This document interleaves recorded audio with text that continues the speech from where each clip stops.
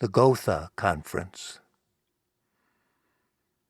After the books and boxes had been delivered by a trusted crew of art handlers to my secure warehouse, the location of which I will not disclose, Roger McAllister conducted his thorough and scholarly assessment of the remaining inventory of the Konrad Josef Bücherregal, the old socialist bookstore in Munich. 4 years later, on his book tour, McAllister would tell his audiences how he had found the old books fascinating, absolutely fascinating, but that his practiced and professional eye had determined that they possessed more historical interest than market value, so he had arranged a donation to the German Studies Department of a Lutheran college in Nebraska, which had proven to be a wise tax strategy for those members of the Josephson family who had settled in the United States. Here McAllister would offer his apologies for mentioning the U.S. tax code in polite company, and pause for polite Canadian laughter. In fact, McAllister found the great bulk of the material to be extraordinarily tedious.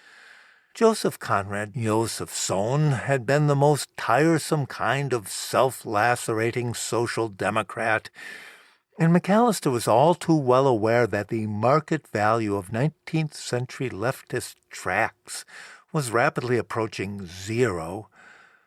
The Lutheran librarian in Nebraska, who had vague memories of a socialist grandfather, was the only person on 3 continents, Europe, South America, and North America. McAllister had done his due diligence, willing to take the damned books. And as for the old man's correspondence, the ephemera from the supposed chest of Nazi papers, McAllister began to sort it immediately into 3 piles. The family material, which McAllister knew would be the source of many billable hours, the unbearable socialist twaddle, which he looked forward to committing to the flames, and a 3rd pile for those items which attracted his genuine interest. McAllister quickly realized that the 3rd pile consisted almost exclusively of the correspondence between Joseph Conrad Josephson, or Conrad Joseph as he signed himself, and a man named Adalbert Kerr.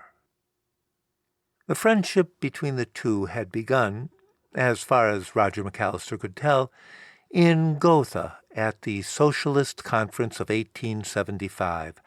McAllister knew, although he would have preferred to forget, that this was the meeting where the ADAV of Ferdinand Lassalle merged with the SDAP of Bibel and Liebknecht to become the SAPD, Sozialistische Arbeiterpartei Deutschlands, the Socialist Workers' Party of Germany, the soon-to-be outlawed ancestor of today's German socialists.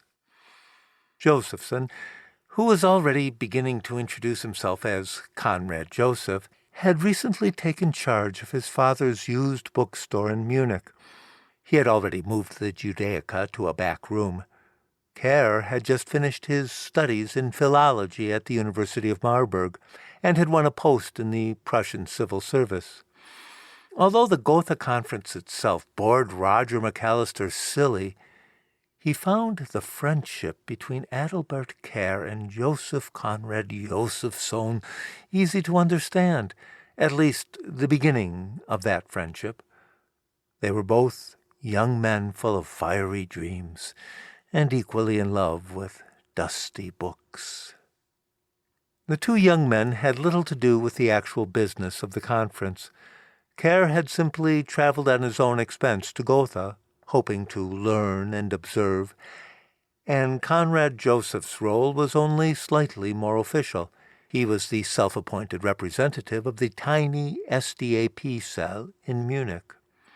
Thrilled simply to be there, among the vanguard, they watched the conference from the margins, where their friendship blossomed. They listened respectfully to the grizzled veterans of 1848. They argued about Stirner and Feuerbach, and they recapitulated, over many beers, the debates between the Eisenachers and the Lassallians. Late at night, their conversations grew more personal and passionate.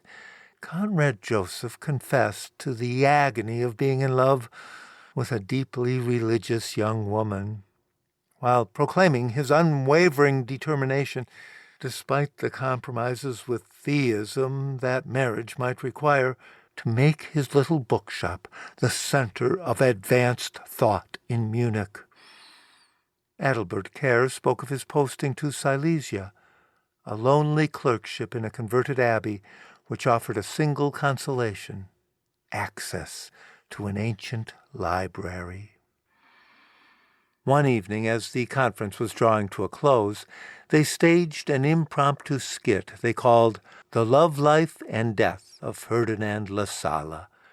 Kerr, putting on a monocle and a debonair attitude, played Lassalle, while Conrad Joseph, wrapping himself in a series of scarves, played several countesses and daughters of conservative diplomats, as well as their jealous husbands and bourgeois fathers.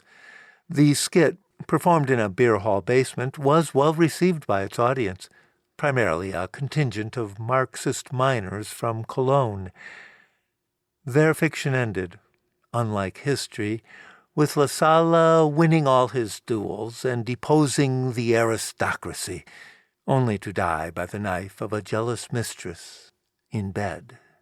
After the skit, Kerr heard one of the miners remark to another that there was nothing he liked better than watching little Jews take the piss out of big Jews. Kerr had no idea what the fellow was talking about. Conrad Joseph, his new friend, understood all too well, but did not explain. The next morning they both left Gotha, laughing about their hangovers and promising to write.